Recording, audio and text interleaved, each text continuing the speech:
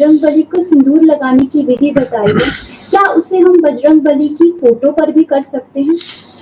वो प्रतिमा के लिए है, फोटो पर करेंगे तो उसमें जो तेल है, सिंदूर है, वो फोटो को खराब कर देगा। और फोटो के लिए तो वैसे भी हमने मनाही की हुई है। किसी भी देवी देवता का फोटो कुछ भी नहीं करता है। फोटोग्राफ्स मत रखें, अगर पहले से कहीं है पूजा घरों में, उनका कोलाज बनाकर दीवार पर लगा लें। थोड़ा चूंकि आपकी श्रद्धा आस्था इतने लंबे समय तक उसके साथ लग रही है तो एकदम से समझ में नहीं आती है बात। लेकिन प्रतिमा रखिए या श्री विग्रह रखें हनुमान जी का, या तो किसी भी जसपर पत्थर में होगा या किसी और पत्थर में हनुमान जी होंगे, या मेटल में हो सकते हैं, सोने चांदी के किसी भी धातु के हो सकते हैं, लकड़ी के भी हो सकते हैं, लेकिन कागज पर नहीं, और वो किसी चीज पर छपे हुए नहीं, उस पर वो प्रक्रिया नहीं की जाती है। गुरुदेव, इस उपाय को किस दिन किया जा सकता है?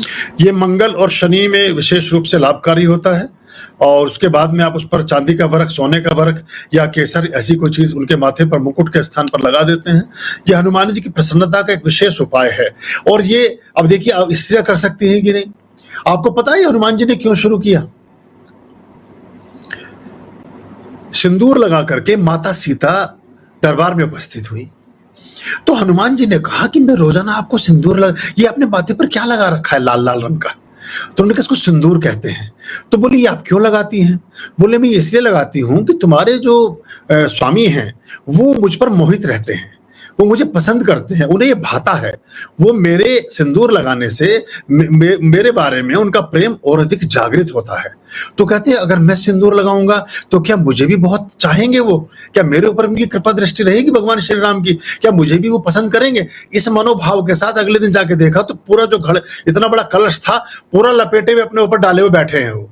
और सीता माता देख करके ठाके मार मार के उनके पेट में बल पड़ गए, वो दोहरी हुई जाए हंस हंस के कि ये देखो इन्होंने ये क्या किया। बोले अब मैं जाऊंगा श्री राम जी के सामने कि मैं सिंदूर लगा करके आया हूं, तो आप मुझे पसंद करेंगे। क्योंकि आपको तो इतना सा लगाने से इतना पसंद करते हैं, मैंने तो पूरे शरीर पर सिंदूर लगा लिया है। तो विष्णु की प्रियता के लिए, और वो देखिए कहां से प्रेरणा उन्हें मिली? स्त्री से ही तो प्रेरणा मिली। स्त्रियों के तो सिंदूर उनके लिए तो एक विशेष रूप से माना गया है। वो बच्चों के अलग अलग आयाम है सिंदूर के, कुमकुम के। पहले बिंदी के रूप में लगाती हैं, जब उनका पानी ग्रहण संस्कार होता है तो वही सिंदूर उनको एक मान्यता देता है कि अब वो ब्याहता हो गई हैं, अब वो गृहस्थ जीवन में प्रवेश कर रही हैं, अब वो परिणय सूत्र बंधन में बंध रही हैं। तो इससे कोई खास संबंध नहीं है। हाँ, जबरदस्ती किसी को ऊंचा नीचा दिखाना तो उसके तो बहुत सारे उपाय और तरीके हैं, वो पुरुष प्रधान समाज ने हमेशा से विकसित करके रखे हैं, और वो फिर भी करेंगे। अभी बहुत सारे तो ऐसे आचार्य और पुरोहित ही होंगे, वो कहेंगे लो जी अब इन्होंने यहाँ भी बराबरी करवा दी। हमारी बराबरी पूजा पाठ में होनी चाहिए, बल्कि महिलाओं के करने से कुछ पूजाएं बहुत शीघ्र फलित होती हैं। गुरुदेव, जो हनुमान जी को सिंदूर लगाना है, क्या इस प्रक्रिया को महिलाएं भी कर सकती हैं? कर सकती हैं। मैं इसमें देखिए, आप एक आत्मावान व्यक्तित्व हैं। आप एक आत्मज के रूप में, एक मनुष्य के रूप में, वहां जेंडर मायने रखता ही नहीं है। वहां जेंडर का उतना लेना देना है ही नहीं। अगर स्त्री ना होती, अगर अंजना ना होती, तो हनुमान जी कहां से आते? मतलब तो जो मूल जड़ किसी भी चीज का मूल कैसे व्यर्थ हो सकता है, कैसे खराब हो सकता है? ये पुरुषों का एक समाज है, वो औरतों को कैसे 24 घंटे नीचा दिखाओ। लेकिन सत्यता तो यही है कि हमने हमेशा ये देखा है पिछले सभ्यता के, जिसको हम सभ्यता कहते हैं पर मैं इसको असभ्यता कहता हूँ, कि ऐसी चीजों को हम खोजते रहे कि इनको कहाँ नीचा दिखा दें, इनको कहाँ हीन भावना का शिकार कर दें। बार बार बताओ ये तुम्हारे बस की नहीं है, ये तुम्हारे काम का काम नहीं है, ये तुम्हारा फलाना नहीं है। तो जब ये यहाँ बेगम समरू लड़ाई लड़ रही थी, जब रानी लक्ष्मीबाई लड़ाई लड़ रही थी, जब हमारी इतनी वीरांगनाएं लड़ाई लड़ रही थी, तब आपका काम क्या था? आप कहाँ थे सब छुपे हुए? जितने हमारे जौहर, जितने हमारी प्रदर्शन हमारी रानियों ने और हमारी वीरांगनाओं ने किए, हमारी बलशाली स्त्रियों ने अपने पौरुष और पराक्रम का प्रादुर्भाव किया, तब पुरुष कहाँ घरों में छुपे बैठे थे? वो तो उनका काम था ना। तब वो कहाँ रह गए थे? तब उन्हें आगे आना चाहिए था ना। तब भी आप पीछे, अब भी आप पीछे। किसी भी प्रक्रिया को करने में देखिए कुछ विशेष दिन हैं जो प्रकृति प्रदत्त हैं, उसमें जरूर ऐसी प्रक्रिया का निषेध होता है। इसके अलावा आप सारी प्रक्रियाएं करती रह सकती हैं। कहीं दोष कहीं नहीं लिखा है, कहीं स्त्री और पुरुष का कोई वर्गीकरण है ही नहीं।